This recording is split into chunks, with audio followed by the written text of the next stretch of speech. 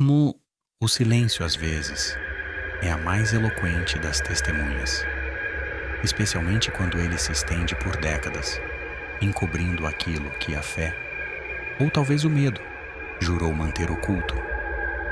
Em Olinda, nas ruas tombadas pelo tempo e pela memória, uma noite de Corpus Christi, que deveria ter sido apenas mais uma procissão devota, se transformou em um hiato, um vácuo no fluxo da realidade, um ponto cego onde a luz se curvou e algo se desfez. Nossa investigação nos leva aos arquivos, não aos registros oficiais que tentam selar a verdade com a burocracia do esquecimento, mas sim aos fragmentos, aos lapsos, aos ruídos que se recusam a calar. São sermões vazados do Padre Elias, vozes anônimas de paroquianos cujos depoimentos foram cuidadosamente distorcidos para proteger o pouco que lhes restou, e as gravações de segurança da Igreja Matriz. Imagens corrompidas, som rasgado, onde a escuridão se agiganta e o inaudível ganha forma. O Padre Elias. Seu nome ecoa, hoje, com a intensidade de um segredo bem guardado. O que o levou, após anos de serviço fiel, a desafiar o selo? Que forças ele sentiu pulsando sob a terra de Olinda, sob as pedras da velha igreja, que o impulsionaram a romper um pacto de séculos? O selo, uma promessa antiga de contenção. Naquela noite, a procissão era mais do que um ato de fé. Era a linha tênue. E, em algum ponto, capturado não pela lente, mas pela distorção dela, Elias desapareceu. Mas não foi apenas ele. Algo que nunca deveria ter sido visto, que não tem forma ou nome reconhecível, se manifestou nos borrões da fita analógica, nos ecos das vozes gravadas. Uma presença sutil. O verdadeiro terror raramente se anuncia com gritos, e sim com um frio que insiste em se aprofundar, mesmo sob o sol escaldante do dia seguinte. Um frio que você agora também começa a sentir. A noite de Corpus Christi em Olinda, no ano fatídico, não foi apenas uma celebração de fé, foi o catalisador de um evento que se entranhou nas vielas úmidas e nas paredes mofadas das igrejas locais, transformando a devoção em um murmúrio gélido de pavor. A cidade, suspensa no tempo entre o colonial e o esquecido, guarda segredos mais antigos que suas ladeiras. O selo de Olinda não era uma lenda comum, mas um pacto sussurrado, uma série de ritos ancestrais que por gerações mantiveram algo adormecido sob o manto de uma fé inabalável, uma barreira sutil, compreendida apenas pelos mais velhos, impedindo que o ar pesado do subsolo respirasse.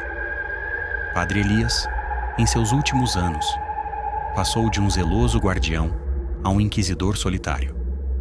Registros de áudio vazados de seus sermões revelam uma escalada perturbadora.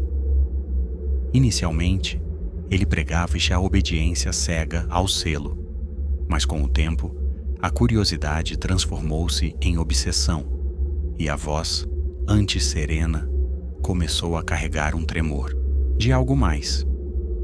Depoimentos anônimos de paroquianos, coletados bem depois do incidente, descrevem um Padre Elias isolado, com olhos que viam além do véu. As gravações de segurança da igreja, recuperadas com dificuldade de um sistema arcaico, mostram fragmentos de sua rotina, imagens granuladas, repletas de anomalias visuais, sombras alongando-se de forma antinatural, um chiado persistente acompanhando seus passos vazios pela nave. E em um dado momento, uma das câmeras parece congelar, capturando por um lapso, não a igreja vazia, mas um reflexo que não deveria existir. A cronologia é clara, mas as imagens e sons contam uma história própria. A noite da procissão, as ruas de paralelepípedos foram lavadas por uma garoa fria. O ar cheirava a terra molhada e a algo mais, algo denso e indefinível. O silêncio antes da procissão era quase opressor, carregando uma expectativa, não de fé, mas de quebra, e aquilo estava esperando. A noite de Corpus Christi em Olinda, sempre um palco de devoção, transformou-se naquele ano em um abismo.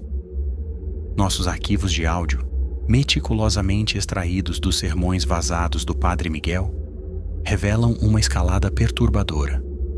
As palavras, antes um bálsamo, tornaram-se pontes para um desafio cada vez mais explícito ao que ele chamava de velha superstição, o selo de Olinda.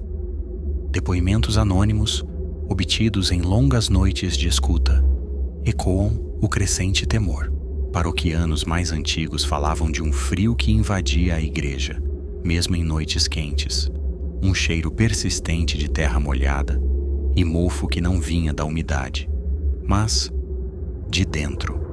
A análise das gravações de segurança da igreja, embora fragmentadas, é onde o véu do terror real começa a se desfazer. Em pontos específicos, a imagem congela, o áudio salta. Não são falhas comuns.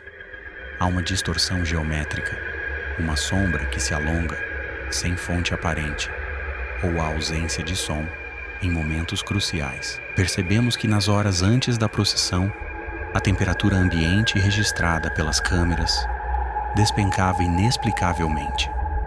Um dos arquivos mostra um instante onde a estátua de São João, por uma fração de segundo, parece olhar para nós, para a lente.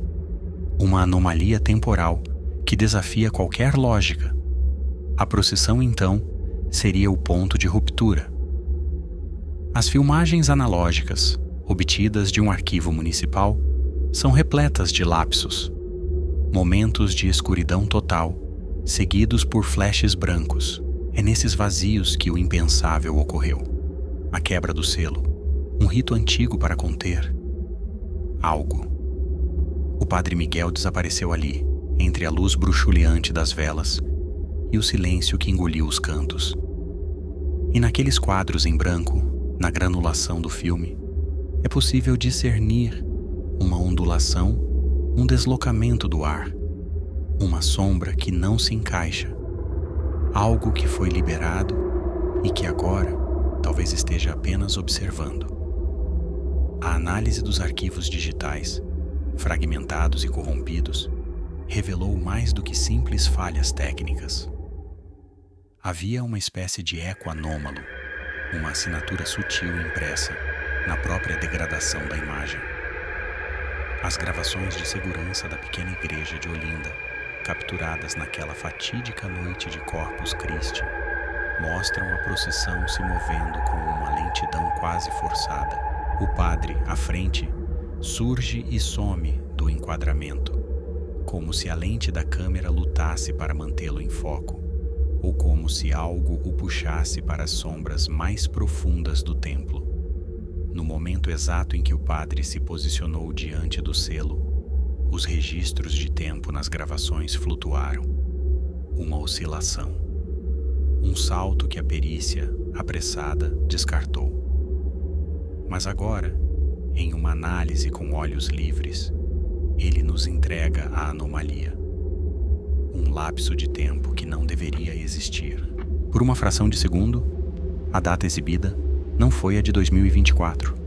Foi algo arcaico, distante, sussurrando um passado que deveria estar enterrado. E nesse mesmo instante, aquilo se revelou na distorção do granulado. O que você vê ali, no limite da visão, entre os pixels que falham e os ruídos que camuflam, não é um mero erro de gravação. É uma percepção, um reconhecimento mútuo, a profundidade inumana da sombra que se arrasta na nave da igreja, o modo como o ar parece se adensar, pesado e frio, ao redor da figura agora ausente do padre. Você sente isso, não é?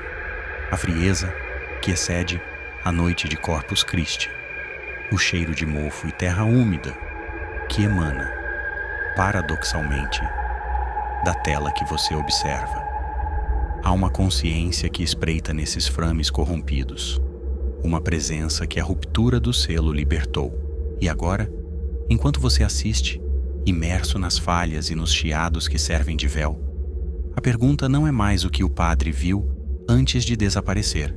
A pergunta é: o que está vendo você? E mais inquietante ainda, o que está te vendo através dessas mesmas imagens? Olinda não esquece, e ela observa. O padre desapareceu. Não há corpo, não há testemunho direto, apenas o vazio que ele deixou para trás, e o silêncio pesado que se abateu sobre Olinda naquela madrugada de Corpus Christi. Mas o vazio é apenas uma face do que realmente aconteceu. A outra está impressa nos lapsos das gravações de segurança, nos fragmentos de áudio que insistem em reproduzir sussurros que não são humanos, e nas distorções que embaçam não a imagem, mas a própria realidade. O selo que o padre tentou quebrar não era uma barreira física, era um véu, um acordo secular, tecido na fé e no esquecimento, mantendo o que não tem nome longe dos nossos sentidos mais diretos. E ele o rasgou, em Olinda. As autoridades locais, na delegacia do interior, registraram a ocorrência como um desaparecimento, sem provas concretas, sem explicação. O caso para eles foi encerrado, mas o frio, um frio estranho e persistente, que não vem do tempo, parece ter se alojado em certas casas, em certos recantos da cidade. Um cheiro de mofo, mesmo em ambientes arejados, que insiste em pairar.